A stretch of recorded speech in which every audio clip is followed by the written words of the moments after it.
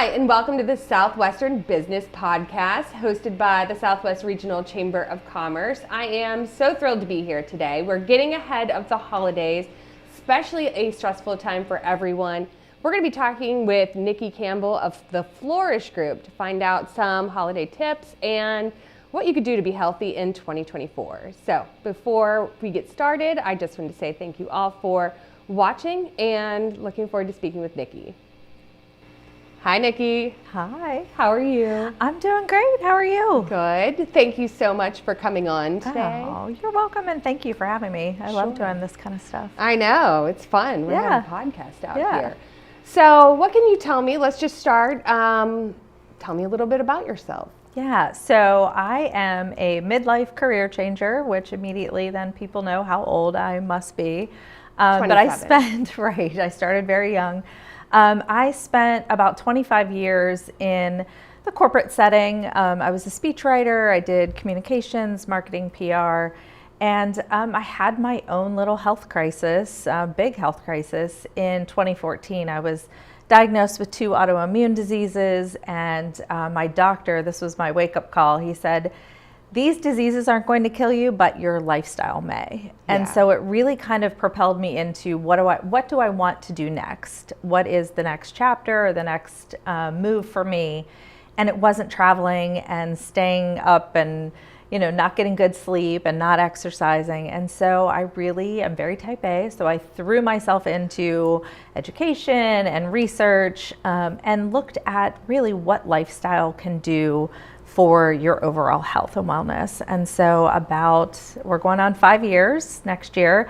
About 5 years ago, started the Flourish Group really to focus on busy professionals, but we've expanded since then, and we really just say it's for busy people who want to be healthy but can't find the time, don't want to spend hours trying to figure it out on their own. So we do individual coaching, and then we do workplace wellness. So we go into companies and help their employees be healthier and more productive. And that's so important. I mean, I can't tell you the number of times people come up to me and go, "I don't know how you do it." And I'm like, I don't. I'm stressed out. I'm tired. I'm over caffeinated. And I've been weaning myself down to a cup of coffee. So, I mean, So I'm down to 1 cup of coffee. I did not get the headaches that I was very terrified I was going to get, because I was having 1 in the morning, 1 in the afternoon, and then I got 2 little kids. So I'm having another one, and then I'm why can't I sleep well? Why is my sleep not as good? So,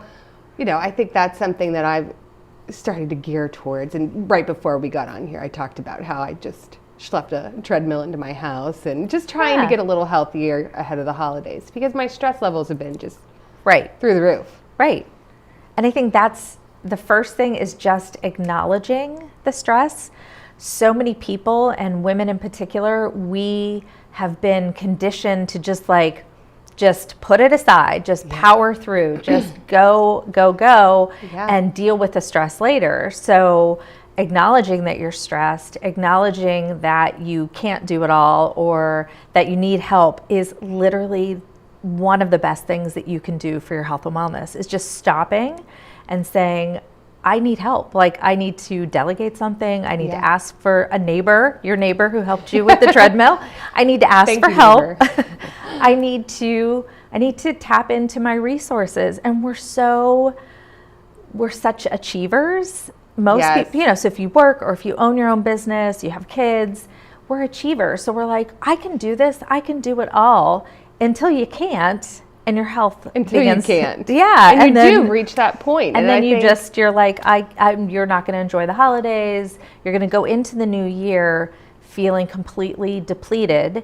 And then what happens is the health and wellness industry, which I'm often at odds with due to some of the messaging and the marketing, but you go into the new year and you need to be a new you. You need to revamp your entire lifestyle. And then you're completely overwhelmed. You're what? Yeah, it's definitely small changes.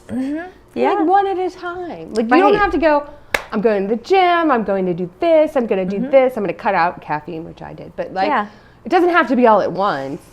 No, the single best thing you can do is get better sleep and learn how to, or the two things, and learn how to manage stress. Yeah. Because your body will relax, you'll be able to better metabolize food, you'll be able to exercise, you'll be able to just be a better, healthier person. Yeah, and so what do you do in terms of like corporations? My alarm is going off on my phone right now, so I'm going to need to cut for a second. We're going to cut for just 1 second. Yeah. All right, so sorry about that. I had my alarm. I have 800 alarms, speaking of stress, on my phone. So what do you do for employees? I mean, I am a one-person show at the chamber. I have my admin. She does our QuickBooks. She's great at her managing all of that. But I go. Like I am in the chamber. I am nonstop till I leave. So I know I'm not alone on that, especially being who I am, which is like a A-type personality, which is like, you know, not perfectionist, but I want things done the way I want things done, which sometimes is a little overwhelming. So what do you do in terms of like going into these different businesses? You're seeing people like me who are going, the go-getters. How do you manage that? Or what do you tell them? How do they manage the workplace flow so they're not burnt out at the end of the season? Yeah, so burnout is rampant. There was a study done earlier this year on, do people feel, as we have come out of the pandemic, do people feel less stressed, less burned out? And in fact, they feel more. They feel more burned out. They feel more stressed. They don't feel like the work is going to let up. There's, you know, they're short-staffed. There's not enough resources. So often we go in and we first ask employers, have you asked your people what they need? Yeah. Versus, we're going to do a step challenge, you know, or we're going to do some kind of wellness event. And I've been the person coming in and doing a workshop for people who are looking at me like, I don't care. I don't want to do this. This isn't. So I think the first step is really, you know, being in tune with your employees. What do they want? Where are they feeling the biggest amount of stress? And right now it's workload and all of that kind of stuff. And then just seeing what little things you can do to alleviate that. So it's looking at, you know, projects and workload. Does everything need to be done by the end of the year? We get in a very like end of the year mode. Yeah. Everything has to be done. End of the year deadlines. All of these things are happening. Do they really need to all happen by the end of the year? You know, so it's looking at, what do I as a leader have control over? What can I take off their plate? What can I postpone until we do have the staff? And then from a wellness perspective, it's giving them resources. Most businesses have an EAP, an employee assistance program. It is one of the most underutilized benefits that anyone, so all the benefits advisors out there, it is the most underutilized benefit that you have. And you get free sessions with mental health counselors. You get free sessions with dietitians. You get resources for legal issues, elder care, all of those things. That's what's stressing employees out. My finances are in disarray. I'm stressed. My kid is struggling in school. That's their well-being. That's what's keeping them from being their best at work. So what resources do you have? Your EAP, your health plan, what can you offer? We bring health fairs into companies and do like a resource fair. Yeah. And we did it for a school district in the North Hills, and we had an elder care, assisted living consultant there. And a teacher came up to me afterwards and she said, I have had this on my list for 6 months to find a place for my mom. It's been stressing me out. I'm so worried about her. And she said, I spent 15 minutes talking to this person and it's done. And she's like, those are the things that like, you just sit and don't do. Yeah. And you hold yourself back and then you stress about it for a month and then you finally do it and you're like, it took me like 10 minutes. Right. But it's something that's important and it's weighing on your mind, right? Your kids, your parents, your pets, and it's weighing on your mind. Well, a typical health fair, people wouldn't necessarily see that as health and wellness, you know, somebody to talk about assisted living, you know, arrangements. But that was hugely stressful for that employee. And now it's not. So guess what she can do? She can focus on her work, or she can focus on something else. And so I say to employers all the time, it's not necessarily, like I said, step challenges or, healthy eating workshops. Those are all important, but it might be some of the things that are on their to-do list they need help with. The day-to-day. Yeah. Like the dry cleaning. That will never get picked up or dropped off. Terrible. The drop off. Yeah. The dry cleaning drop off. It sits there. I'm like, why do I even buy it?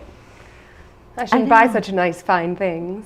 Yeah. I mean, it's those little things, but if you have an entire list of little things, it becomes a big thing. Yes. And so how do we help people, individuals, or how do we help, employers get to the root cause of that so that they have happy employees that want to work and are not late or missing work because they have all of this other stuff to deal with.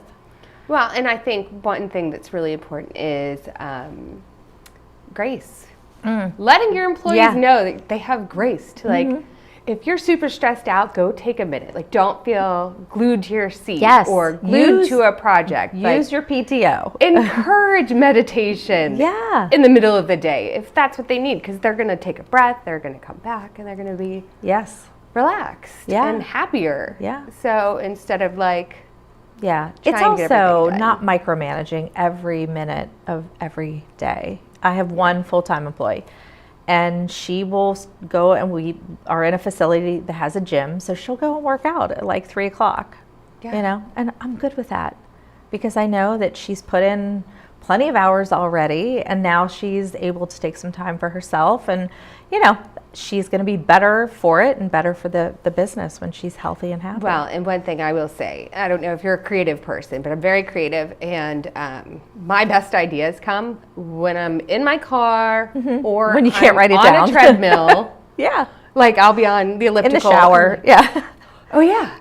Yeah, that's a great idea. And like that, I need that break to focus on something else. Like I'm not even there. And then my idea for my next program for the chamber pops into my head because I have that. My mind is taking a break, and to have all of that come into your, I don't know what to say, but it is. It's a chemical. It's a chemical you reaction. You need to relax to have happening. Good ideas. You can't just keep going because.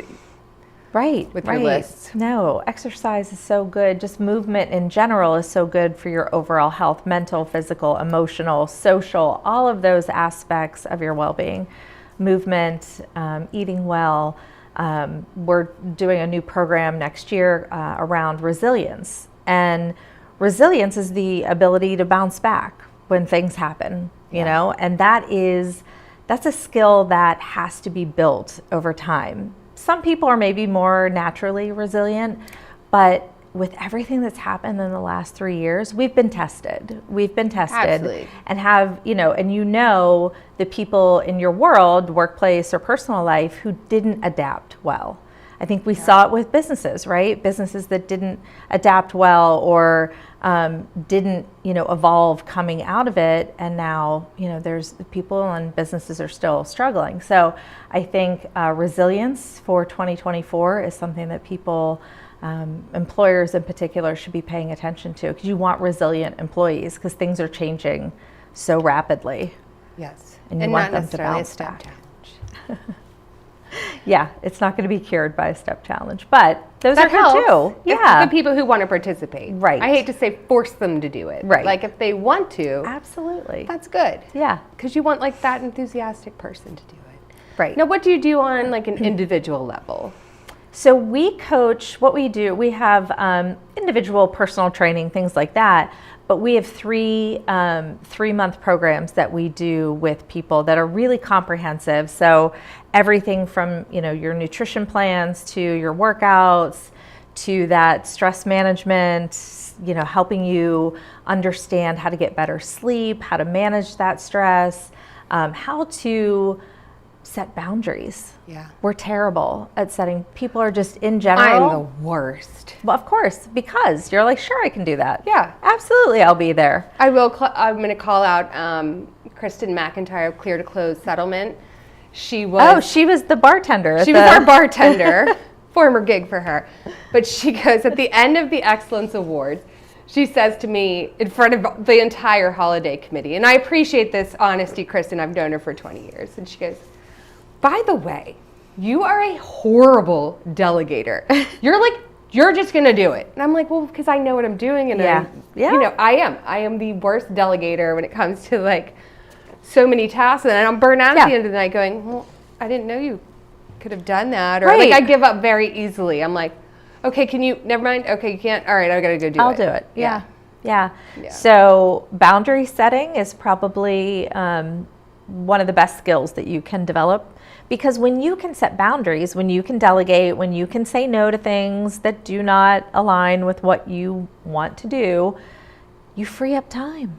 You have time to exercise. You have time for that meditation. You have time to go to bed earlier because you're not up working on things till, midnight because you haven't taken on too much. So boundary, I like to say, no is a complete sentence. You don't have to give a reason. You don't have to apologize. I think, again, a lot of women feel like, oh, I feel bad if I can't. You feel bad. I feel guilty. The guilt. Yeah, especially moms, right? I mean, you've got all the requests from school, and then if you're working, it's a lot. So I always say, no thank you. If you want to be extra polite, sure. But no, I'm just not able to do that right now. Or no, I'm already committed to these things. Like if you must have a reason, if you feel compelled to give someone a reason, I'm booked this season. I've got a lot going on, and but thank you for thinking of me. Yeah. But no thank you. Yeah. Good for you. No, thank you. It took you a while to get there though. Oh, I mean, I remember working full-time in a job that had 80% travel, and I was like, sure, I can volunteer for things that required me to be physically at my kids' schools. And I was like, how am I doing this? Somehow did it, but completely stressed out. So yeah, it takes years to... 80% travel, that's a lot of... It is a lot of travel. I don't know what I was thinking, but here I am. I survived. So it was just part of your journey. It was, and it made me realize that there's, your health and wellness is not something you can get back. And it's funny because there's always that if you left your job, if you died tomorrow, your job would be filled in 2 weeks, right? You see that when they say that, and it's a little morbid, but it's also true. It's very true. And it's maybe 4 weeks post-COVID. Right. It's a little harder for the employees. Right. But it's true, so you can't give everything. Even if you own your own business, you can't give 110% to that business and neglect everything else in your personal life. You won't have that business. You just won't. You'll implode. And, and it's okay to have, cycles, right? Like where, right now might be a really busy time for certain businesses. The new year is a busy time for us. So I know it's going to spike and then it'll come, it'll be back to normal. So that's okay. I'm not saying you can't ever be maxed out, right? That's not realistic. Is there ever the downtime?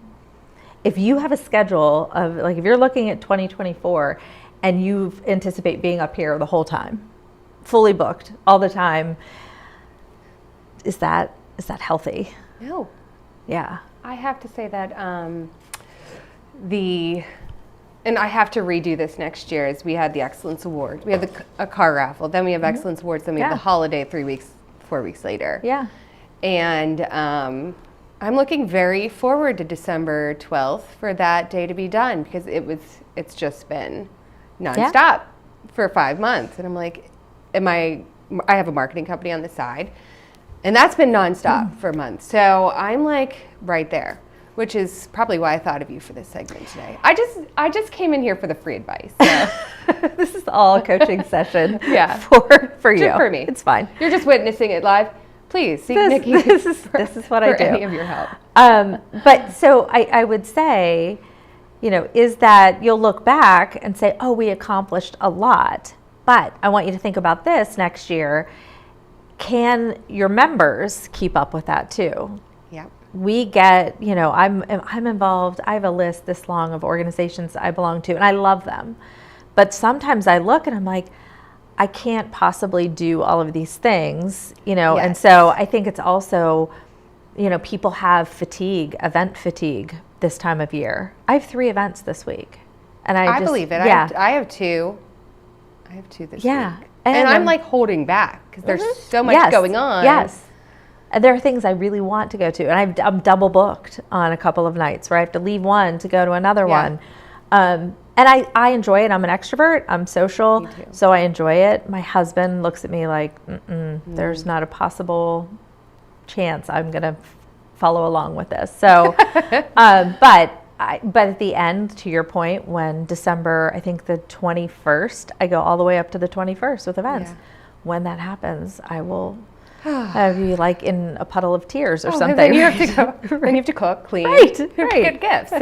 So it never ends. So I would just say, employers, individuals, like this time of year, just really be particular about what you put on the calendar, what you are going to ask of people or ask of yourself when you've been there, right? When you get too overwhelmed. The other thing is, and go back to the end of the year deadlines, a lot of us small business owners, you know this if you have a marketing company, proposals, like you're trying to get everything done for things that are happening next year or budgets that are being decided in November and December for next year. So I have proposal fatigue. I'm so over writing proposals and following up and revamping and and then you have to do the work too. Mm-hmm.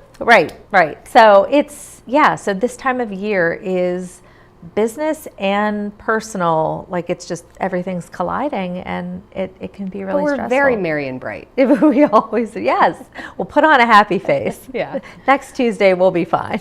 Oh, I'll be fine. I'll be fine till like about an hour afterward. But I usually take my Wednesdays, pretty easy and relaxed. Yeah. I learned that. So I would say that the biggest thing to do this time of year is really just protect your time. If exercise is important to you and you've been consistent, don't give up on it now because you're going to feel terrible when you go into the new year. So even if you have to cut it. Cutter. Yes, it is. But even if you have to cut it in half, if you normally do, 45 minutes and you have time for 20, still do it. Yeah. Still do it. 20 minutes, 15 minutes, wherever you can find time to get some movement, to eat a good meal. The other thing I tell people all the time, do not save your calories for some holiday event. No, just do it. Just eat your food. Eat your food the way you would normally eat it. Go to the event, have fun, be mindful, but don't do this, I'm going to save up my calories or I'm going to work out, for 2 hours to, earn those calories. Do it just to relieve stress. Just eat, enjoy yourself. Obviously, like just watch out for things that maybe don't agree with you. That's the biggest issue. That is a big issue. Is everybody just eats, things that you're not used to eating on a regular basis, and then you're like, "Whoa, that didn't sit well." Charcuterie boards, just a lot of sodium. A lot of sodium. A lot of sodium happening. But don't add more stress by thinking you have to be like perfect with everything. Yeah. That's the key. And I would say if you're like, I'm exhausted, I can't work out, I can't exercise, that's why you can't exercise or work out. Whenever you build that, even just walking, you feel so much better. Like more energy and like less stress. Right. It's great. Walking is the simplest thing that you can do. You don't need a lot of equipment for it, right? You need a decent pair of shoes and some clothes that move with you, and you can do it anywhere. Yeah. So bundle up, like you said. I mean, we've had some warmer weather, but even when it gets cold, it's good for you. It is. 15 minutes. Was there anything else that I didn't touch on that you'd like to share? No. Is there anything else you'd like advice on? Since we're coaching here. My hair's done now. We won't. No. I just, like I said, our passion is really working with busy individuals, right? We're not the people, if you want to join like if you want to enter a bikini contest, those people are, wow. Yeah. Good for you. Yeah. If you are a bodybuilder, you're probably not our people. We are here to really serve the people who are serving everyone else, right? They're running businesses, they're running households, they're busy, and they just need a little extra help in figuring out how to be just a little bit healthier. Great. Yeah. Well, thanks for coming on today. Thanks for sharing everything with our group here. How can they get in touch with you? So obviously, if you're a chamber member, I'm in the chamber directory, but it's theflourishgroup.net. So that's our website. You can schedule a free consultation there. All of our contact information is there, and our social channels, all that kind of stuff that you can sign up with. Yeah. Well, thanks for coming on. Yeah, today. thank you. And thank you to everyone for watching the Southwestern PA Business Podcast here in the South Hills of Pittsburgh, Upper St. Clair Public TV. Thanks for having us once again, and we'll have some new podcasts hopefully coming out in 2024. Mandy Pryor from Southwest Regional Chamber. Thanks, and have a great holiday.